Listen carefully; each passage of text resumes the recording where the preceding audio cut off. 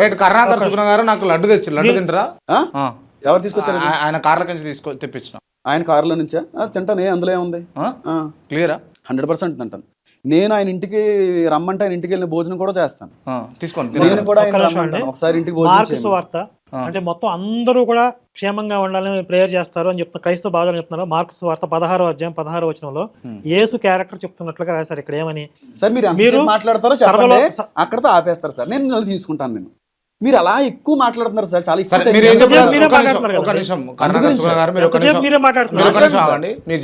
కరుణాకర్ గారండి, మీరిద్దరు కూడా కరుణాకర్ గారు నన్ను క్షమించాలి ఈ మాట మధ్యలో వస్తున్నందుకు. ఇది జస్ట్ డిస్కషన్ మాత్రమే అండి. బైబిల్లో ఏ వచనాన్ని మీరు తప్పు పడదామని చూపించే ప్రయత్నం చేసిన ప్రతి దానికి సమాధానం చెప్పడానికి నేను రెడీగా ఉన్నాను. చెప్పండి. ఎవరు ఇది కాదండి. ఇప్పుడు మీరు తప్పు చెప్తున్నప్పుడు మీరు క్రైస్తవ భాజాలం ఏంటి? క్రైస్తవ మతం కాని వారిని నమ్మి బాప్తిసం పొందిన వాడు రక్షింపబడును, నమ్మని వాడికి శిక్ష విధింపబడును. ఏసే చెప్తున్నాడు కదా. మీ క్రైస్తవ మతంలో లేకపోతే శిక్ష, వాడి పనిష్మెంట్ ఏంటి? ఆ శిక్ష భయంకరమైన అగ్నిగుండంలో దోసేసి అనంతకాలం పాటు అక్కడ మంటల్లో కాలుస్తాడంట. ఎందుకంత పైశాచికత్వం? నిజంగా అంటే అండ్ మీరు కూడా చాలా సార్లు మాట్లాడారు కదా, నిజంగా యేసుక్రీస్తుని నమ్మితేనే పరలోకం పోవుడు లేకపోతే మంచి జరుగుడు ఇవన్నీ జరుగుతాయా? నిత్య జీవం అండి. పరలోకం వేరు, నిత్య జీవం వేరండి. నిత్య జీవం అంటే నిత్య జీవం అనేటువంటి దానికి ఇంకా మళ్ళీ మరణం అనేది లేదండి, శిక్ష అనేది లేదండి. యుగ యుగాలు కూడా పరిపాలన చేసేటువంటిది నిత్య జీవం. పరలోకం అనేటువంటి దాంట్లో ఉండిపోవడం అనేటువంటిది కరెక్ట్ కాదండి. పరలోకం నుండి నిత్య జీవానికి నడిపించబడాలి. మళ్ళీ భూమి మీద ఒక అద్భుతమైనటువంటి పరిపాలన జరుగుతుంది దేవుని మూలంగా.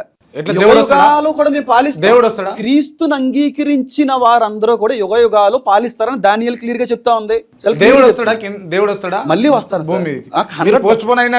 అది దేవుడు రాకడ కాదు, యేసు రాకడ రాదు. అది అయిపోయింది, ఎక్స్పైర్ అయిపోయింది. అది ఎక్స్పైర్ ఇప్పుడు లేదు అసలు. ఆయన బైబిల్ ప్రకారమే ఆ కాలంలోనే ఆ తరం గతించక ముందే రావాలి. ఆయన చెప్పిన లెక్క ప్రకారమే అది ఎక్స్పైర్ అయిపోయింది. ఆయన ఎప్పటికీ రాడు. అసలు ఎక్స్పైర్డ్, బ్యానుడ్, క్రిస్టియానిటీ బ్యానుడ్, ఎక్స్పైర్డ్. రెండవ రాకడ బ్యాన్ అయిపోయిందండి. రెండవ రాకడ జరుగుతుంది, జరగబోతుంది అనేటువంటి సూచనలన్నీ స్పష్టంగా ప్రస్తుతం 2000 సంవత్సరాల నుంచి మీరు డే 1 నుంచి ఇప్పుడు బైబిల్లో కూడా ఇవే ఉంటాయి.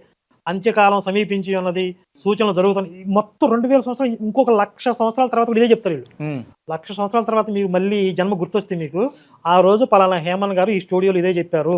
1,00,000 సంవత్సరాల తర్వాత మీకు ఇది గుర్తు. సార్ నేను 1,00,000 సంవత్సరాల వరకు కాదు, కానీ ఈ రోజున మీ అందరి మధ్యన కూర్చొని బైబిల్ పట్టుకొని చెప్తున్నానండి, యేసు క్రీస్తు ప్రభు వారి యొక్క రెండవ రాకడ చాలా దగ్గరలో ఉంది సార్.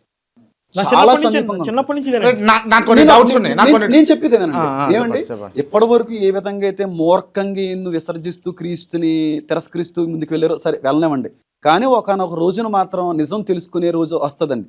అప్పుడైనా సరే కరుణాకర్ గారు సత్యానికి లోబడతారని నేను నమ్ముతున్నాను సార్. బైబిల్ చెప్తున్నాను, ప్రతి నేత్రము కూడా ఆయన్ని చూచును, ఆయన పొడిచిన వారు కూడా ఆయన చూచి రొమ్ము కొట్టుకుంటారు అని వాక్యంలో రాయబడింది. ఒక రోజున కరుణాకర్ గారు ఆయన్ని చూసి ఆ నేత్రాలతో చూసి ఏడ్చే రోజు వస్తుందేమో. 100% నా తరంలో దేవుని యొక్క రెండవ రాకడ రాబోతుందండి. దానికి సంబంధించిన గుర్తులు సూచనలు అన్ని నెరవేరుతున్నాయి.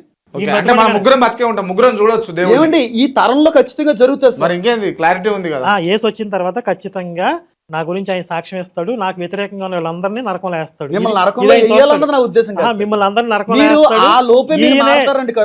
నా అంతరంగాన్ని ఆవిష్కరించింది, నా హృదయాన్ని అర్థం చేసుకుని సత్యం చెప్పింది ఈయనే అని చెప్పి నా గురించి ఏ సాక్ష్యం ఇస్తాడు. ఇది మీరు చూస్తారు ఖచ్చితంగా జీవితకాలంలో. మీరందరూ ఆ రోజు గుండెలు బాదుకుంటూ అయ్యో ఆ రోజు కరుణాకర్ చెప్పింది మేము నమ్మలేకపోయామే అని చెప్పి ఏడుస్తారు.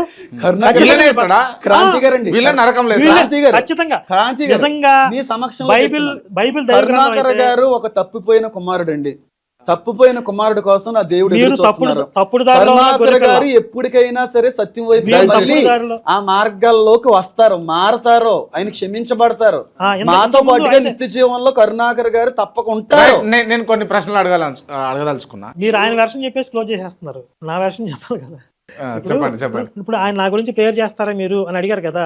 ఖచ్చితంగా నేను క్రైస్తవులందరి కోసం కూడా ప్రేయర్ చేస్తాను. ఏ విధంగా ప్రేయర్ చేస్తానంటే, వాళ్ళు ఏదైతే అసత్యంలో ఉన్నారో, ఆ చీకట్లో ఉన్నారో దాని నుండి బయటకు వచ్చి చక్కగా విజ్ఞానంలోకి, సత్యంలోకి వాళ్ళు ప్రవేశించి వాళ్ళ మాతృధర్మంలోకి, సనాతన ధర్మంలోకి వచ్చి సుఖంగా జీవించాలి. ఆ పాషాణ మొత్తం బురద నుండి బయటికి రావాలని నేను ప్రేయర్ చేస్తాను. మీరు ప్రేయర్ చేస్తారు, నేను ఇది ప్రార్థన మీరు చేసే ప్రేయర్. అందులో న్యాయము యథార్థత ఉంటే ఖచ్చితంగా జరగాలని కోరుకుంటాం. Right right, okay okay.